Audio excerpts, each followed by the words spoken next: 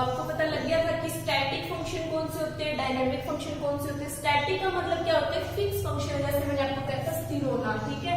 और डायनेमिक यानी चेंज हो जाता है। उसके बाद में मैंने आपको बताया है supply of money. Supply of money मतलब जो हमारी कंट्री के पीपल है उनके पास कितना पैसा है, ठीक है। Supply of money is stock concept. Stock concept का मैंने आपको बता दिया कि आप एक पॉइंट ऑफ टाइम पे चेक करते हैं कि हमारी कंट्री के अंदर कितनी मनी की सप्लाई हो चुकी है या कितना लोगों के पास पैसा है, उसको हम कैलकुलेट करते हैं। सप्लाई ऑफ मनी में क्या नहीं इंक्लूड करेंगे, वो क्या है, stock of money held by government. Government के पास जो पैसा है या फिर जो हमारे बैंकिंग सिस्टम के पास पैसा है, ठीक है, उसको हम इसके अंदर इंक्लूड नहीं करेंगे। क्यों नहीं करेंगे, क्योंकि ये दोनों क्या है, सप्लायर है मनी के, ये ही मनी क्रिएट करते हैं, ठीक है।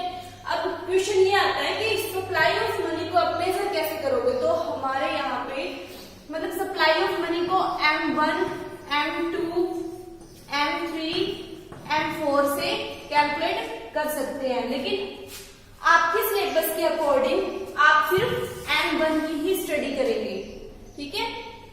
M1 में क्या होता है, M1 से आप सप्लाई ऑफ मनी कैसे चेक करोगे, देखिए M1 के अंदर इंक्लूड होता है C, D, D,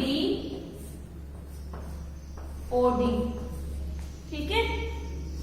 C का मतलब क्या है, currency held by the people, कि जो हमारे देश के पीपल्स हैं उनके पास जो करेंसी है, करेंसी हेल्ड बाय पीपल्स। अब चाहे तो वो कॉइन्स में हो और चाहे वो नोट्स में हो, ठीक है। करेंसी हेल्ड बाय पीपल चाहे वो कॉइन्स में और चाहे वो नोट के अंदर है। सेकंड क्या है, अब क्या कर रहे हैं, आपको अच्छे से क्लियर है कि हम कर रहे हैं सप्लाई ऑफ मनी का मेजरमेंट, ठीक है। मेजर करनी है हमें सप्लाई ऑफ मनी, तो उसमें हम जो भी हमारे कंट्री के पीपल्स हैं उनके पास जो भी करेंसी है इन नोट्स एंड कॉइन्स, हम उन सबको इंक्लूड करेंगे। उसके बाद क्या है, डिमांड डिपॉजिट, डीडी की फुल फॉर्म है डिमांड डिपॉजिट्स, मांग जमा कहते हैं इसको हिंदी में, कि डिमांड डिपॉजिट्स कितनी है लोगों की, पीपल्स की डिमांड डिपॉजिट्स कॉमर्शियल बैंक के पास कितनी है, चेकेबल डिपॉजिट्स या लोन वगैरह जो दिए होते हैं, ठीक है, उसको हम इसके अंदर इंक्लूड करते हैं। चेकेबल डिपॉजिट्स लोन वगैरह हम इसके अंदर इंक्लूड करते हैं। पीपल्स की चेकेबल या लोन वगैरह जो है उसको हम मेजरमेंट के अंदर ऐड करेंगे, ठीक है। उसके बाद में क्या है, ओडी। ओडी का मतलब है अदर डिपॉजिट्स,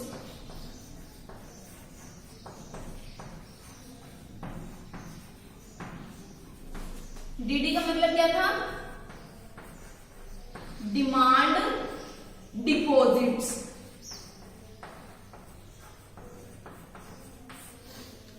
ओडी का मतलब है अदर डिपॉजिट, कि हमने अब तक क्या क्या ऐड कर लिया, हमने जो भी हमारे कंट्री के पीपल्स है उनकी हमने जो भी करेंसी है उसको हमने इसमें ऐड कर लिया है। सेकंड हमने क्या किया है, डिमांड डिपॉजिट्स जो है पीपल्स की कॉमर्शियल बैंक्स के पास, चेकेबल डिपॉजिट जिसको कभी भी विड्रॉ कर सकते हैं, टर्म डिपॉजिट भी होता है, ये डिमांड डिपॉजिट है। टर्म डिपॉजिट फिक्स होता है, चेकेबल नहीं होता, नॉन चेकेबल होता है, वो उसको आप मतलब किसी भी टाइम अपने इच्छा के अकॉर्डिंग आप उसको विड्रॉ नहीं कर सकते, लेकिन डिमांड डिपॉजिट्स आप कभी भी विड्रॉ कर सकते, कभी भी पैसा निकाल सकते हैं, ठीक है। अब उसके बाद में क्या है, अदर डिपॉजिट्स है। अदर डिपॉजिट्स के अंदर क्या आता है, जो भी पब्लिक फाइनेंशियल इंस्टीट्यूशन है, demand deposit with RBI, demand deposits with RBI of public financial institution like NABARD. NABARD वगैरह हो गई, जो पब्लिक फाइनेंशियल इंस्टीट्यूशन है जो फाइनेंस प्रोवाइड करवाती है लोगों को, तो उसको हम इसके अंदर ऐड करते हैं। डिमांड और अदर डिपॉजिट के अंदर फर्स्ट पॉइंट क्या है, demand deposit with RBI of public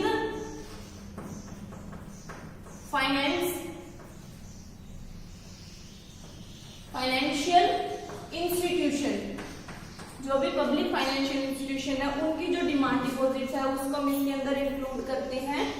next देखिए, सेकंड पॉइंट है demand deposits with RBI.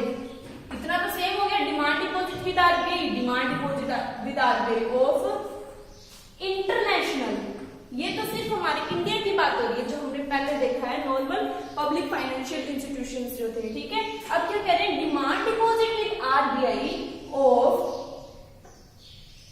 International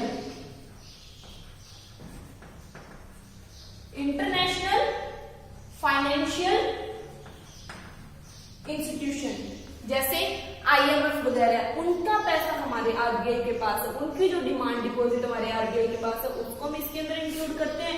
OD में थर्ड पॉइंट कौन सा है, फॉरेन के जो बैंक है, फॉरेन के बैंक या फॉरेन गवर्नमेंट है, उनका पैसा जो हमारे पास है, ठीक है, उसको भी हम सप्लाई ऑफ मनी में जो M1 है, M1 के अंदर हम इंक्लूड करते हैं। कि अब आपने क्या चेक किया, सप्लाई ऑफ मनी चेक किया है, तो आप currency held by the people, demand deposit जो पीपल्स की चेकेबल डिपॉजिट्स है जिसको वो कभी भी निकाल सकते हैं, विड्रॉ कर सकते हैं। थर्ड ओडी, अदर डिपॉजिट्स जो है, इन तीनों को आप टोटल कर लोगे वो आप M1 निकल जाएगा, यानी आपका क्या निकला, सप्लाई ऑफ मनी आपने कैलकुलेट कर लिया है। M2, M3, M4 भी उसमें कुछ चेंजेस है इनसे रिलेटेड, लेकिन वो अभी आपके सिलेबस में नहीं है, आपके सिलेबस के अकॉर्डिंग M1 ही है, ओके। तो अब आपको क्लियर हो गया static dynamic function, supply of money, और देखिए M1 के अंदर आपने पीपल का पैसा ऐड कर लिया कि जो पीपल्स के पास करेंसी है, नोट में है, कॉइन्स में है। डिमांड डिपॉजिट्स भी आपने ऐड कर ली जो पीपल्स की है, जो मतलब कॉमर्शियल बैंक के पास है, चेकेबल डिपॉजिट्स है, लोन वगैरह हो गए, और भी अदर डिपॉजिट्स, ये कुछ इंस्टीट्यूशन वगैरह या फॉरेन गवर्नमेंट है या फिर फॉरेन के जो बैंक्स है उनका पैसा हमारे पास है, उसको ऐड कर लिया। अब क्या नहीं ऐड किया, ये देखो, supply of money held by government जो हमारे देश की गवर्नमेंट है, और supply of held by banking system of the country, यानी बैंक का पैसा, और supply of money held by government, government का पैसा, इन दोनों को हम इसके अंदर इंक्लूड नहीं करेंगे। क्यों नहीं करेंगे, क्योंकि ये दोनों क्या है, सप्लायर है, यही तो मनी इशू करते हैं। मैंने आपको बताया था फिएट मनी में, बताया था फिएट मनी जो होती है उसके अंदर कॉइन वगैरह इशू करते हैं, नोट वगैरह इशू करते हैं, ठीक है। तो उसके अंदर देखिए मैंने आपको बताया था कि जो मनी है, नोट वगैरह इशू होते हैं, ये किसके ऑर्डर पे, गवर्नमेंट के ऑर्डर पे जो है इशू होते हैं, या फिर गवर्नमेंट की अथॉरिटी जैसे आरबीआई या आरबीआई को भी अधिकार है, ठीक है, गवर्नमेंट के बिहाफ में वो मतलब इशू करते हैं, ठीक है। तो गवर्नमेंट क्या है, सप्लायर है, सप्लायर हो गया मनी का, या फिर प्रोड्यूसर मान लो गवर्नमेंट, सप्लायर कौन है, गवर्नमेंट हो गया, या फिर बैंकिंग सिस्टम हो गया, कॉमर्शियल बैंक भी है, सेंट्रल बैंक भी है, ठीक है, ओके, थैंक यू।